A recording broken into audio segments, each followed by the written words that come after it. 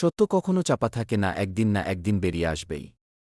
Driver মুখ খোলায় বেরিয়ে এলো আসল সত্য। কেউ ইচ্ছে করে তাকে না মারলেও কিছু তো একটা গাফিলতি ছিলই। ভুলে বাবা পার কারেগা কি সিরিয়ালের নায়ক রাহুলকে জলের নিচ থেকে তাড়াতাড়ি তোলা হলো না, অথচ নায়িকা সে তাকে সহজে তোলা গেল কিভাবে? কেন এমন হল? এদিকে ময়নাতদন্ত রিপোর্টে এসেছে দীর্ঘক্ষণ জলে তলে ডুবে ছিল রাহুল। রাহুলের শরীরে যে পরিমাণ বালি আর নোনা জল পাওয়া গিয়েছে তা কেবল দীর্ঘক্ষণ জলের তলায় থাকলেই সম্ভব।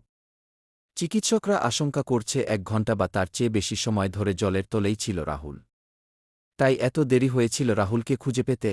এবার এই ঘটনায় মুখ খুলল রাহুলের ব্যক্তিগত গাড়ি চালক বাবলু দাস। তিনি রাহুলের গাড়ি চালাচ্ছেন দীর্ঘ 16 বছর ধরে।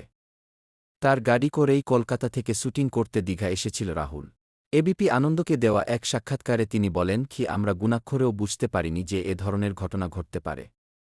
সেও বুঝে উঠতে পারেনি যে ওখানে জলের গভীরতা এত ছিল।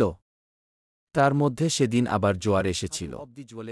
হাঁটু অব্দি জলে ওকে দেখি ও গলা জলে মাথাটা ভাসছে। ওখানে থাকা টেকনিশিয়ানরা সাথে সাথে জলের মধ্যে ছাপিয়ে পড়েছিল।